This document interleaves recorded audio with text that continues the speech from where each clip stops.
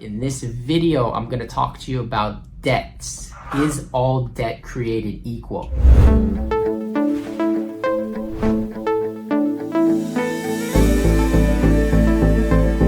And the answer is no.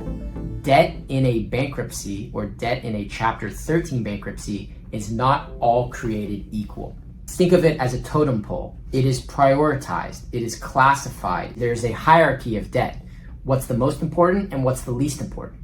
Okay, so let's talk about that hierarchy. It's set in classes. So it's class 1, class 2, class 3, class 4, and class 5. I'm going to go through the most common things you see. There's always going to be intricacies because we can't cover all types of debt in this video. But if you have debt that doesn't fit into one of these classes, feel free to ask me a question below and I'll do my best to give you an answer or point you in the right direction. So class 1 debt is a combination of administrative debt and priority debt. Let's talk about administrative fees. It's really made up of two things. It's made up of your Chapter 13 trustee fees and it's made up of your attorney fees. Attorney fees is easy. If you owe your attorney some money, he puts it in the attorney fee column under an admin fee and he gets paid through your Chapter 13 plan. Administrative fees, again, typically it's your Chapter 13 trustee fees. Depending where you are, they charge from anywhere from 7 to 11%.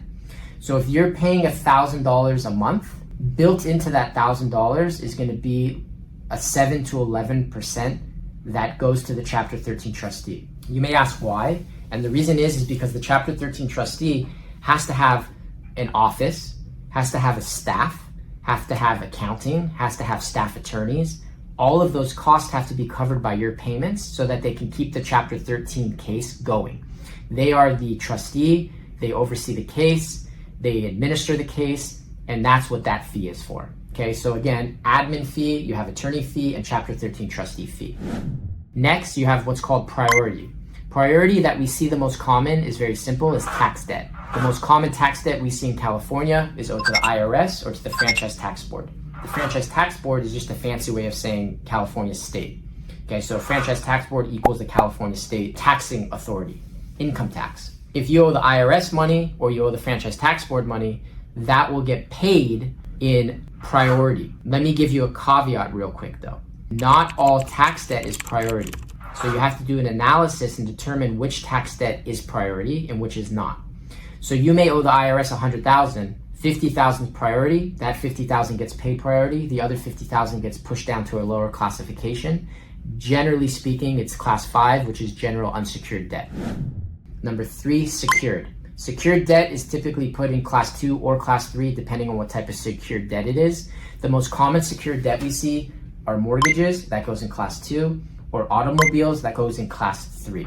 What do mortgages and auto loans have in common? They're both secured. One's secured against a home, one's secured against a car.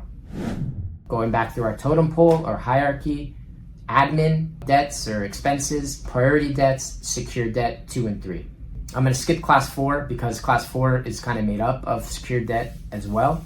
And then I'll go to class 5, which is your general unsecured debt. Okay, general unsecured debt, I'll make the example as simple as possible, credit cards. Credit cards, lowest of the totem pole, bottom of the totem pole, bottom of the hierarchy. Sometimes I have people who call me and I say, well, what happened to the $10,000 you had in the bank? They go, oh, well, I paid my credit card.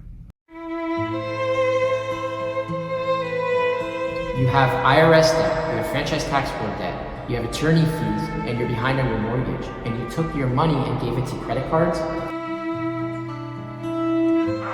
Don't pay the bottom of the totem pole before you know what you're doing with the top of the totem pole, the more important debts, the debts that keep a roof over your head, for example. Now, don't take this as legal advice that I'm telling you not to pay your credit cards. I'm saying understand what you're doing or consult with an attorney before you decide to spend $10,000 on the bottom of the totem pole. Another thing that's worth pointing out, there's a couple different types of secured debt. There's secured debt that matures after your plan. So that means that your secured debt matures more than 5 years from the time you file. And there's secured debt that matures before the 5 years. What I want you to understand is that if your secured debt matures before the 5 years, you have to pay off that whole debt. If the secured debt matures after the 5 years, then you can typically just continue making your installment plan. In these videos, I try to keep things level so you can understand if Chapter 13 makes sense for you and sort of get an idea of what your Chapter 13 will look like. But for those more complex questions about what to do with your automobile, is it matured, unmatured, or not maturing? Is it class 2, class 3? You need an attorney. Okay, we're available, SternbergLawGroup.com if you're in California. If you're outside of California, feel free to ask us questions. Sometimes we have referrals. Always happy to hear from you guys, okay? Thank you, my homeowners, SternbergLawGroup.com. I'm Josh Sternberg. I hope this video helps.